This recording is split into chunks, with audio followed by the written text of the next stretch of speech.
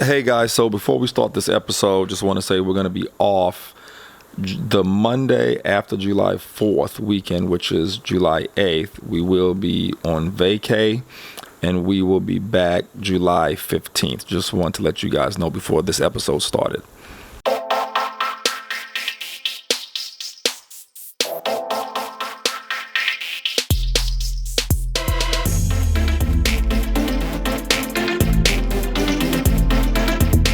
Hey guys, we are back with relationships, romance, and propaganda with the beautiful author Rachel Burke. I am film director Imani Shakur. Let me show you guys something before we get going. For all of our listeners on YouTube, all of our watchers on YouTube, all the listeners, Rachel's book information will be in the description. One book we have here, A Rock and Roll Love Story by Rachel Burke. Another one we have here called Love Bites. And I wonder what it bites. We'll have to ask Rachel one day. So you can definitely get her books on Amazon, right? Depends on what you like. Right, exactly. Depends on what you like. You can get these on Amazon, right, Rachel? Yep.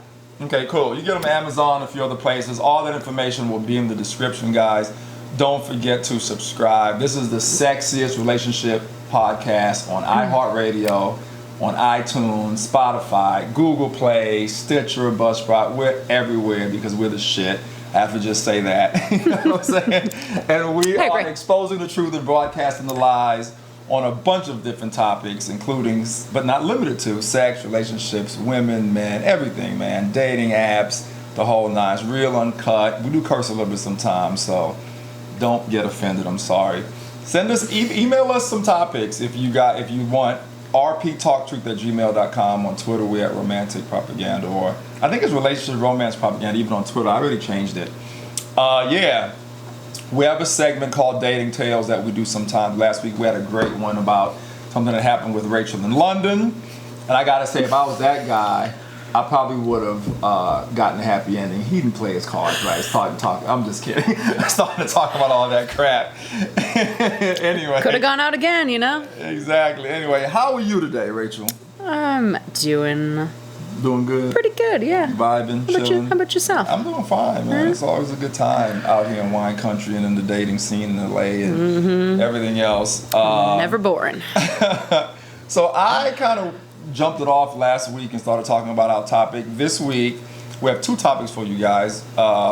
One is something Rachel wants to talk about. She's going to go first, and I will chime in. And then one is something a fan sent in. And the second one is, which I'll cover after, is do men feel less than if the woman makes more money?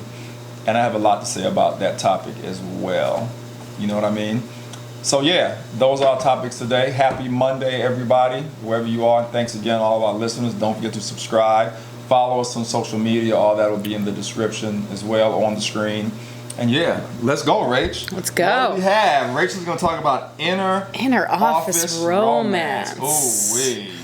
I have a lot to say about this subject. Should we mess with the secretary guys? Oh, so Should I mess with the actresses? Sorry. I shouldn't. Oh, me too. Go ahead, Rachel. I'm sorry, guys. Feel them out. I'm sorry. Go ahead. Well, I mean, I feel like, so before I got into entertainment and all of this, I was in the office world for a long time.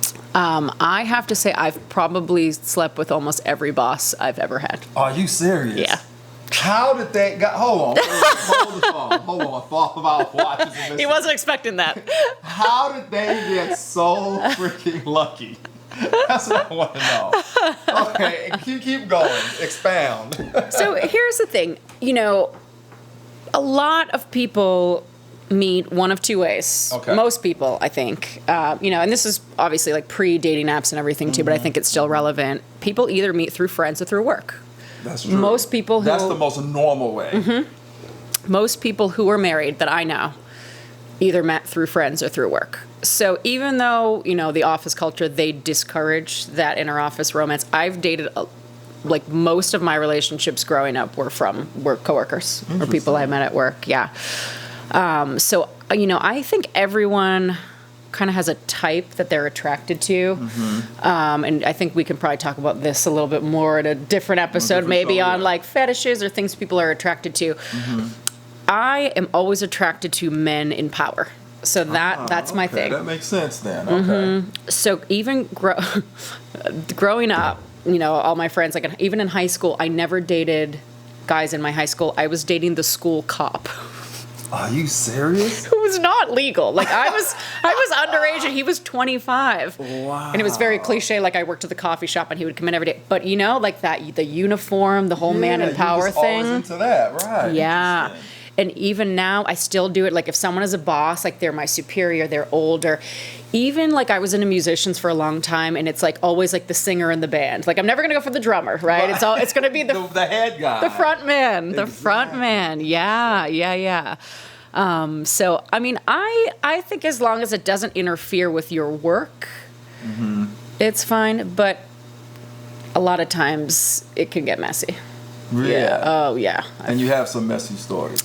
Yes. It Okay, so before you do that, let me chime in. Yeah. Oh please. Yeah, because I would think it could get messy. So for me, I've always been the guy to be that head guy and that leader, because my mother always taught me, be a leader, not a follower. So when I left film school, you know, in Miami, instead of going up the ranks and being a PA first or a grip first or an assistant camera first or another, I started off as the film director. Good. My first film, Losing It, this short film that won the Atlanta Film Festival back in the 90s, I remember it was my first time directing, and my first AD, he was much more experienced than me, and everyone said, you know, just watch his back, it's his first time behind the camera, and this, that, and the other.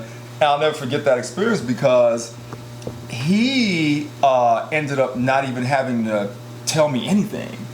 He was like, man, I'll never say nothing to him. He handled it the whole show. Yeah. And it was a short film, and it went really, really well and stuff like that. So what I'm saying all that to say is, coming up in my industry, being in entertainment, before the whole Me Too movement started, you know, just for some reason, even though I knew a lot of other directors or producers that would, you know, be with the talent, this, that, and the other, for some reason, I was just never inclined to. Now, I have to admit, there's been a few situations where I directed, say, a music video, and one of the models may have liked me, but it was really organic. And I remember one story, this model, well, that's kind of a dating tale I'll say for the end. Let me write that down. I'm going to give you guys a dating tale this episode. I'm going to save it for the end. But my whole point is, you know, for me, I was just never inclined to do it. And I don't even know if I would feel comfortable doing it.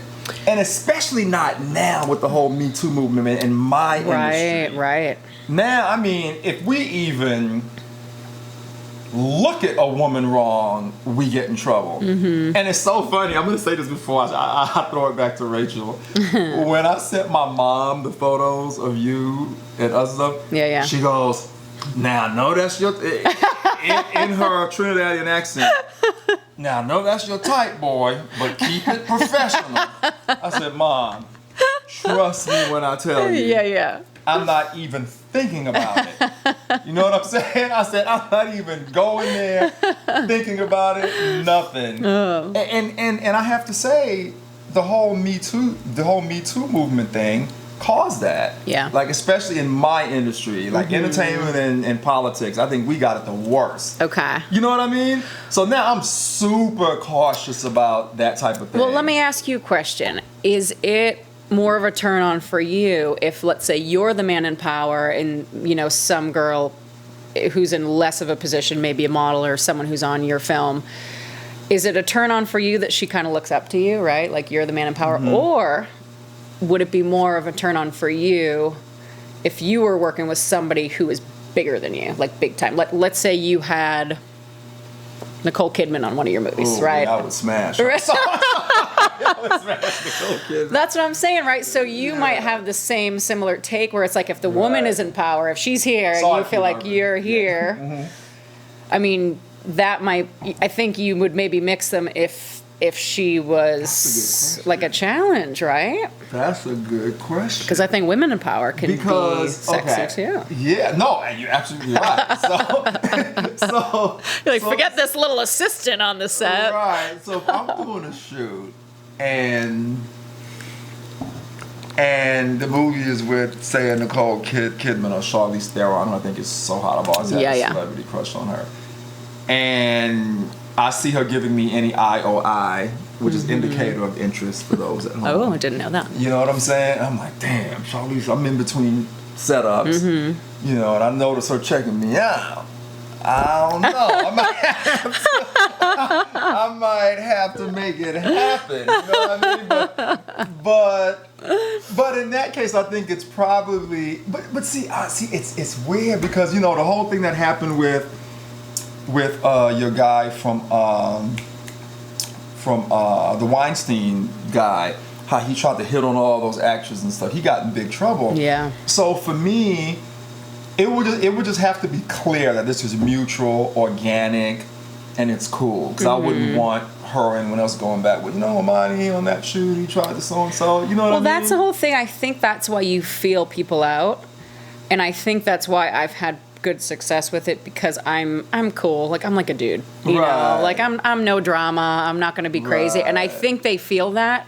So they're like, okay, I can hit on her. Like, it's cool. Right. She's not going to sue me. Because you actually give that vibe and that, like it's okay. You know what I mean? Again, you probably give safe IOIs. Right. So the other person on the side, they feel comfortable. And it's like, okay, Rach is cool. You don't mind me calling you Rach, right? Cool, no. perfect. No, So yeah, they think Rach is cool. So then it's open. So to answer your question, I would if I knew it was real and organic and it's no issue. Yeah. You know what I mean? Yeah. Other than that, though, I'm gonna be super cautious. Yeah. Yeah. So I think the first time I did that, I was probably about 21. I was in my first, corporate office job, and I had a crush on this guy who was my boss. And so I didn't say anything for a long time, but there was like a big after office, party, essentially, like happy hour we all went to, and somebody told him that I liked him, and we had been working together for a long time. And so he was drunk. He pulled me aside, and it was like, we got to go talk because he liked me too, and so we started dating, but it had to be really secret because he was in this big corporate position, and he was like, no one can find out. And it was like I feel like everybody found out, because it was sort of one of those offices like Melrose Place where everybody's very gossipy. The problem was we had a terrible breakup, and then luckily I switched departments. During that time. So he wasn't my boss anymore, but I would still see him all the time. And I'm like crying in the hallway, you know what I mean? And we had like this really long, awkward hallway that like I remember he and I walking towards each other, and we're like, I'm trying to look at anything else but him. And it was so... Why was the breakup so bad? Because when I got with him, he had been with a girl that he was with for 6 years. Okay. And he basically was like, I'm in love with you and I'm going to leave her. But he hadn't yet. And so it was very ugly and messy, and so he finally did, but it was a lot of back and forth. Like, I'm going to break up with her this weekend. Oh, there was her nephew's birthday this weekend. I'm going to do it next weekend, and it went on for too long. So I had a lot of resentment, and we broke up all the time. We had like this toxic, when you're in your 20s and you have toxic relationships. So we would drink, we would get in fights, we'd break up, we'd get back together. So I booked a trip to Cancun for spring break. Okay. And I cheated on him. I did. Yeah. This is like a crazy story too. He was such a jealous psycho that I like slept with this guy. He was an Abercrombie model from New Jersey. That was like the claim to fame. Now he looks like the Jersey Shore. I'm like, gross. At the time, at 21, that's hot. At 36, it's not hot. So I came back, and he was like, I feel like I'm getting a weird... He was very intuitive. He said, I feel like you did something over there. And I was like, no, we're good. Yeah. He put a tape recorder in my car. And because he knew the second I got in my car, when we weren't alone, I was going to be calling my girlfriends, which is exactly what I did. The tape recorder in the car. Guys, do not try this at home. Go ahead. And this was back in the early 2000s where we didn't have cell phones. Yeah. So I had an actual tape recorder that like we would use to practice like business speeches and stuff for work. I used to have one, scripts and all that, yeah. So it was the weirdest thing because I came back and we were fine. And the next morning he called me. He's like, do you have anything you want to tell me? And I said, no.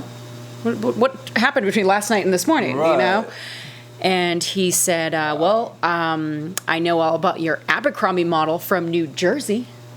And I was like, how the hell did he know that? Like, no one knew. I literally just got home and I called one friend of mine. You were like, how did this And I said, oh my God, that's what I said to my friend in my car. And I searched my whole apartment because I had a tape recorder and it was gone. And I was like, you sneaky mother. So that's why we had a terrible breakup. And I had to see him every day after that. And it was like so uncomfortable. It was so uncomfortable. Ouch. Yeah, because I was going to say that one of the problems with inner office dating is that what happens when it breaks up. I mean, for me, my office is a film set or a TV show Yeah, set. you don't have to see them anymore. Right, so if we break up, it's just maybe on a press thing, you see them in Crossing on another film or something like that. So if we break up bad, it's not that big of a deal. Right. I was there for 5 years and he's still there. Wow. I mean, he'll probably retire from there. Yeah. So that is, that's the downside.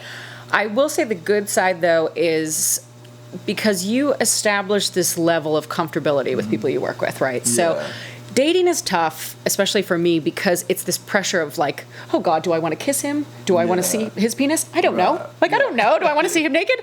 I don't know. I'm just not going to call him again. Like, I freak myself out a little bit. Right. When you work with somebody, there's no pressure. It's like you still get close to somebody and you get to know them, and all of a sudden one day you're like, he's kind of cute. Yes. And sometimes it's people that you normally, I think, wouldn't date. Like if you saw an app, you may not swipe with them. Right. But like you get to know them because this guy, I never would have dated him. Like he wasn't that attractive, but he had a really sexy like voice, kind of a smoothness about him. And then once I got to know him, I was like, oh, he's kind of sexy. So, and I worked with a really short guy once who was like, he was really short, but he had this big confidence. And one day I was like, oh shit, he's kind of sexy. That happens. It happens in the workplace. Like you get comfortable with somebody. You at work, boy. Things. Hey, listen, guys. Work is almost like alcohol. You know, Jamie Foxx said, "Blame it on the alcohol. Blame it on the job." Yeah. The more time you spend with them, the cuter they become. No alcohol is needed at all. That's so funny, right? That's so funny. Now, if I can interject real quick, I can totally relate to that because my daughter's mom, my ex-wife, who is fucking beautiful, that's exactly what happened with her and her ex. And I'm not going to name any names. But that's exactly what happened. They worked in the office. You know, she like stopped modeling. She was a really cool model. And she stopped modeling and she worked at this company. And her ex, she met there, and they worked together for a while, and he was like the friend that never thought in a million years he would be able to date someone like her. Yeah. And that's the same thing. And this isn't really her typical go-to kind of guy. Yeah, same. And she ended up falling in love with this dude. And because aesthetically they really didn't match, he felt really insecure because of how beautiful she was. Yeah. And the relationship Same with my guy, ended too. in disaster. Ends up with a tape recorder in the car. Yeah, exactly. Ends up with a tape recorder in the car. You know what I mean? But that's the exact same thing. It's so funny. Same. That. This guy was always because like, I don't know why you're with me. Never swiped on him or never. Oh, not in a million years. Yeah. Because they're in the office. And you see someone every day, I guess they kind of grow on you. Yeah. Oh, yeah. Like my know? friend right now, she's like on a husband hunt. She works for Fox, and she's like, on all these apps. And then she met a guy at Fox so she likes like blonde, white, preppy guys. Like that's her type. And she met this short guy who was like Mexican, and she's like, I like him. And I never would, it's like not her type. And I'm like, you know what? Date people who aren't your type. Right. That's what they always say. They're like, if you're not meeting the right type of person, date somebody who's not your type. Right. Because it might work out. Yeah. But that's what happened with my ex too. He was always like, you're so beautiful. I don't know why you're with me. He had insecurity issues. You know what I mean? Yeah. But I have one more story on this. When I first moved to LA, So same kind of thing. I had a boss who was much older, actually. I was almost 30 and he was like almost 50. Like it was a big age difference, but he was older, he was handsome, owned the company, man in power. So he started texting me, you know, was getting flirty. And so, yeah, we started sleeping together. But I think people in the office started putting it together. Because, you know, it was like twice a week. He'd be like, you want to leave at 2 p.m. today? Yes, I want to leave at 2 p.m. I don't want to stay till 5. Right. Be like, let's meet at your house. And so people were catching on that I was leaving early all the time at the same time as him. Yeah. So I had to go back to Boston to finish my last semester of college. And so I said, you know what, let me take a leave of absence. And I actually wanted to come back and take my job back. And he said, okay. And I came back and he wouldn't give me my job back. And I think it's because people were starting to figure it out. And he was like he took me out to lunch and made up all these excuses. And I said, you told me I would have a job when I came back. Yeah. I want my damn job back. Yeah. Or if you weren't going to give it back to me, you should have told me this months ago so I should have looked, I could have looked for something else. Right. And he got real nervous because I almost, I almost was thinking if I wanted to, because I had text from him telling me, and I wouldn't go that route because I'm not drama, but he knew I was thinking about it. Yeah. So he finally said, here's what I'm going to do. I'm going to pay you your salary until you find something else. Oh, that was nice of him. Yeah. I was like, okay, good. Especially if he was a part of the situation that was created. Yeah. And I forgot to turn the AC off. Yo, you getting cold? I'm okay. I'm sorry. But maybe noise-wise. Yeah. So, yeah, that's interesting. And, what I have to say is, for me being in film and TV and stuff, like, our work doesn't last that long. So, I mean, for us, I think it's more like what you said. To me, it's instant. Someone is like, oh, he's the director, producer. Right. Oh, so it has to be more instant because we don't have that time to grow on each other. Well, when I did my kids movie, we were in Palmdale for like a month. So I guess in that situation, you would have time to grow. Film I think is different than if you're in an office setting. Yeah, you know what I mean? Because you're just hanging out in someone's office. I'd sit in guys' offices sometimes forever, or they'd be in mine, and and you'd be talking for an hour. And it's close proximity, and without the sexual pressure. Right. Without that pressure of a date, like, oh God, is he going to kiss me? Do I want him to? Exactly. Do I want to ever go home with him? Because that's the stuff that freaks you out. But if there's no pressure and you just casually get to know somebody, all of a sudden, they can be attractive. So I think it can be a good thing. I think it can be a bad thing too. Right, it could be a bad thing. If it goes sour. Yeah. But I've seen a lot of marriages where they've met, at a job and then one of them leaves. Yeah. That's cool. Especially in LA too. I feel like people job hop here all the time. Yeah, so I think it's not as big of a deal here. Yeah. That's interesting. So I guess you have to, before we switch topics, I guess the moral of the story is if you're at work, first of all, if you're in film or in politics, don't do it. The Me Too movement is not politics. It's not fun if you're in my industry or in politics. People know who you are. Right. Do not do it at all. And if someone likes you in one of these industries, make them sign a waiver or something saying, "Hey, I wanted to be in this relationship." So it's no Me Too. I have a dating tale on that too that we'll get to another time. Okay, cool. Other than that, because I do agree with Rach in that close proximity is what I probably liken it to. Yeah. It is good to meet people in those environments. And I think when it's work, for some reason people get uncomfortable, but maybe they shouldn't get that uncomfortable.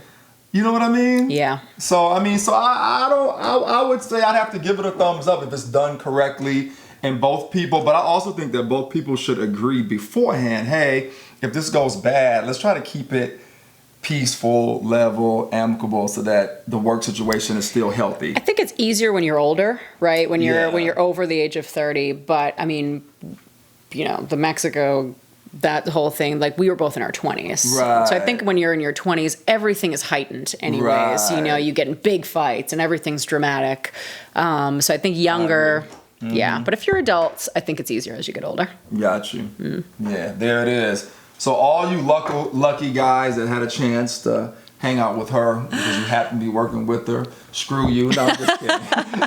I'm just kidding. Everyone else you're working with her in the future. Everyone else is cool. Yeah, tread lightly. You know what I mean? And I do have a dating tale about this that we'll do at the end of the show, but we're going to switch the topic now. We're going to get to my topic this week, which is, that was a great one, by the way, Rach. Thanks for bringing that up. So I know a lot of people can relate, and you know what I mean? Yep. That's really cool. So we're going to talk about, do men feel less than if the woman makes more money? I think on this subject, I should probably give Stedman a call. Stedman.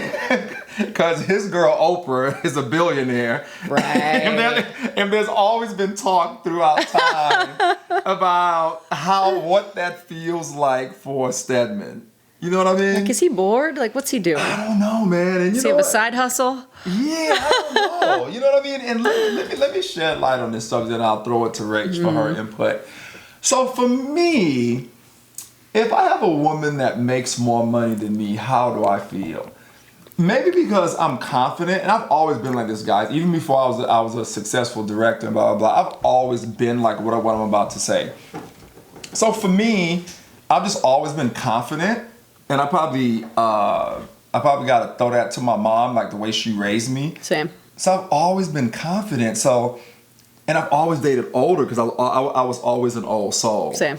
So if a woman made more than me or was in a higher position, I would actually embrace it. Yeah. It actually turned me on. I didn't feel uncomfortable about it. I didn't feel bad about it. I'm like, hey, you know my financial situation. You got it. Mm-hmm. So if you want to do this, let's roll. You know I can't handle it. If you can handle it, let's go. Yeah. And this is what I also have to say, because most women that are like that, gentlemen, if you're a type of guy that don't make as much as she does, if you're on a path to make as much as she does, it might be better. Also, if you're successful in your perspective field, it's also okay. Let me explain. Say you're dating a dentist, right? Like my ex.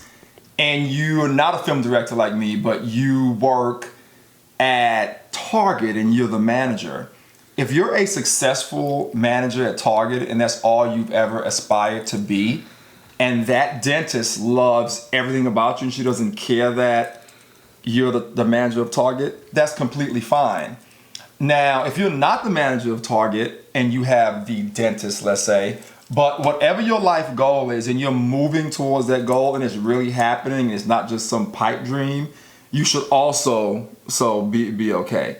So I don't want to say that, it's completely okay if you're nobody and you're dating someone super successful, because everybody wants who they are, right? But to me, it's all relative. If success for you was the manager of Target, that's fine. If you meet that person and she's cool with it and you guys are vibing, you shouldn't feel uncomfortable. To me, men in situations like that, and definitely take notes, in situations like this, communicate. You have to communicate.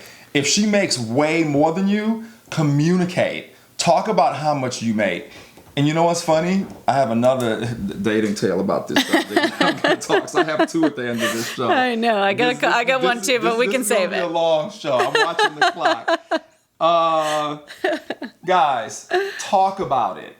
You know what I'm saying? Talk about it. You have to, in this situation, you have to talk about finances early, because she obviously makes way more than you, and she's an alpha woman, let's say, and she likes to take trips. She likes to just all of a sudden go to Palm Springs on the weekend, and that's not something maybe in your budget and it is in hers. You got to talk about that stuff. Make it up front so that it's comfortable for everybody. Yeah. Like, babe, let's go. You got it though? Babe, you know I got it. Yeah. And everybody's good. Yeah. You know what I'm saying? I don't even care if she says, you get the gas, I'll get everything else.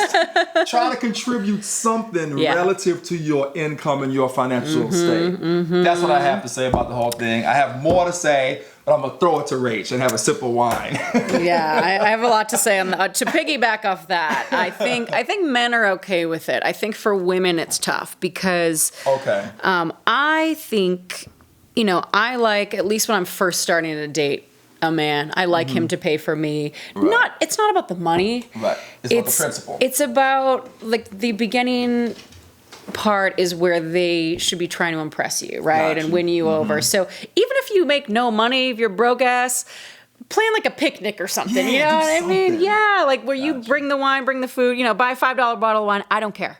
Right. But that's what it's more about. I have a tough time with this because I'm a business person, but I'm also a creative person. Right. And so it's hard to find a similar person because usually guys are either business guys and they make a ton of money, or they're creative guys and they're broke, right?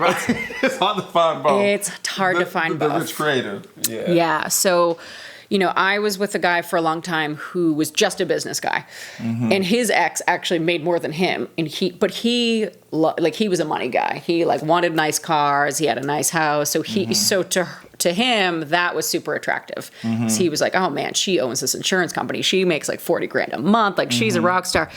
To him, that was attractive because he was a money person. For me, I liked that he was, that we kind of vibed on the business. We're both business people, but he had no creativity to him. And that was kind of one of the downfalls of our relationship, because it's like I'd bring him to a concert and he's like falling asleep. Oh, my yeah, like goodness, he couldn't vibe with me in that way. If I talk about writing books, he doesn't understand that. So on the flip side of that, I've dated like broke ass musicians, and that's also not sexy, because it's like I feel like I have to order draft beer right now because you're living in a house with 5 roommates, and you don't know where your next check is coming from. Right. So that's also not attractive. Not a turn on either. And I've been with musicians too who are successful, who have had the record deals, and like they're attractive, right? Going back to like the men in power, it's like, okay, they're creative, but they're also successful. So if you're successful at it, great. If you're not that much of a turn on. Right. Yeah. So it's tough. You need to find, because and same with what you're saying, like if I make more money, that's okay. Yeah, I'm totally down to pay my own way for a trip or something. I don't need you to pay for me, but I need you to pay for yourself at least, Right. Right. Right. I really want to be taking care of you. Yeah, exactly. Because it's more of a, it's not like a sexual turn on for women. Right. If you're living with, like, if I feel like, okay, we're the same age, but I'm so much further than you in life, right? Like, I live by myself. I can support myself. You're in a house with 5 roommates. I feel like you're kind of my little brother, right? Like that's where like my little brother's at in life, and he's got all these roommates and everything, and it's it's not making me want to sleep with you.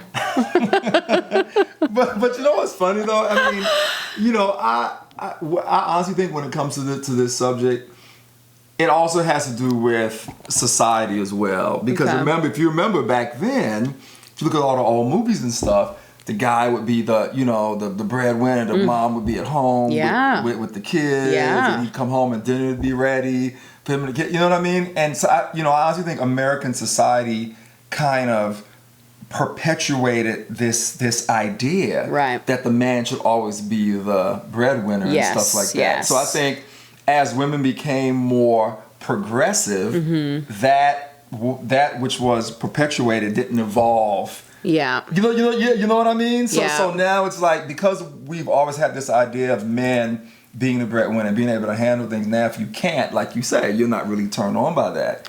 You know what I mean? Or it's not really attractive to you. You want that guy to be the breadwinner and stuff like that. Yeah. Unless you're dating Oprah. But I know. Like if I was Oprah though, I would still want Stedman to have something he's passionate about. Because like the thing is, as a couple, you need to inspire each other, right? You want to make each other better people. And like nothing is unsexier than someone who just like does a 9-to-5 that he hates and doesn't have anything else going on. Yeah, you need someone who is even if they're not making a lot of money about it. I want you to be passionate about what you like, because that's a turn on to me. Right. Yeah. And at least have a goal. You know what I mean? And working towards that goal and because to me, if I were a woman and a guy was like that, I'd be like, okay, is this guy like, is he really, let's say he was an actor. Is he booking jobs or not? Like, is he going on auditions? Does he really have the talent? Yeah. If there's potential there, that's completely different. I could tell you stories of wives that married A-list actors. Now, at the time, they were nothing. But the wife saw the talent and stayed with them, and now they're a multi-millionaire A-list actor. You know what I'm saying? But I'll tell you, it's all about like the side job, right? Like, are they an actor? Because I've gone out with actors who are, just starting out or whatever. Right. But if they have a day job where they're making money and they're successful, like, are you in real estate or are you working at McDonald's? Right. Because that's the whole thing to me is like, if you're working if you have this great thing you're trying to do, but you're working at McDonald's, But if you still have I agree. You know what I mean? It's kind of like, because it's all about how you value yourself. Side hustle got to be a good one. Yeah, you got to be better than that. Like, you got to value yourself. Right. But like, I've worked, I've been on dates with guys who are, trying to break into acting or music, but like worked in real estate or something that was also businessy, where it's like, okay, and like didn't have roommates. It's like, okay, you're a grown up. Right. So that was cool to me. Was like, okay, you're like me. You have a legit day job you can live off of, but still a creative side hustle as well. Right. Yeah. No, I understand. And what I wanted to say too before we keep going is that going back to Rachel's topic today, there is, and I only saw some on my list that I wanted to touch on before we moved on. There is something exciting and fun about inner office dating when no one knows but the two involved. Yeah, naughty. I have to say, I like that type of excitement and fun. I gotta admit. I think we should do another show where we talk about what turns us on. Right, because that's a big thing for me. Is like anything that's forbidden is like that's where I'm mentally going. If I'm sleeping with you. Like You're no not. one has no idea. We're actually Yeah. Like whoever you are that I'm sleeping with, in my head, mentally, right now, we're doing something bad. Exactly. Yeah, that's what's gonna get me there. Right. I just wanted to interject that. I know that was on Rachel's topic, but I'm like, I forgot to mention that. Yes. Because we're kind of just going. It's exciting. Definitely exciting, man. There's something about that. I have to say that's part of the intrigue. But you know what? That's a fetish. We can talk about that during fetishes on the next show. But yeah, so going back to the whole dating thing, I remember Men Making More. So my kids movie, shameless plug, The Kids from 62F, is out right now. Check it out. When it went to Cannes, I was in Cannes for a week, and I met this beautiful horse trainer. I won't say her name, and we ended up connecting, and we ended up visiting each other on several occasions and stuff, and it went really, really well. She like trains horses for all these multi-millionaires and billionaires, and her ex is one of the richest men, multi-billionaire of one of these countries. I won't say Norway or Sweden, because you literally could look that up and find him and her. And that was her ex. And I remember her telling me this, and me initially going, okay, Imani, her ex is a fucking billionaire. Right. You know what I'm saying? I'm not gonna lie, I thought about it. Hi, this is what I have to offer. Right. I thought about it, I'm not gonna lie. But at the end of the day, I wasn't even worried about it. And it's so funny. I mean, she went from private jets to just flying in coach to see me from Norway. You know what I'm saying? And vice versa. Because it doesn't matter at the end of the day. I'm gonna tell you like this. I'm confident as hell, and I know what I have to offer. I may not have $1 billion yet, but I knew that I could, handle this situation without having the $1 billion. Yeah, and some women are looking for that, but most, I think, are looking for just a connection with somebody. Right, a great connection, whether he has $1 billion or not. Yeah. Now, I'm sure if I worked at McDonald's, it wouldn't have played out the same way. Yeah. You know what I'm saying? So because you're not valuing yourself. You're like, this is what I'm worth. Exactly. A shitty job. Good point, Rich. Yeah. So I think for her, in her mind, she was like, you know what? He's not a billionaire like him, but Imani is doing his thing. And you know what I'm trying to say? He could be. Right, exactly. Yeah. So I think it worked for her, and it worked out. And that kind of ended weird, man. And if I could just say it real quick, because I know I have some dating tales I want to say before we end this show, but if I could just say it real quick, it was similar to your racial story in London last week that we covered.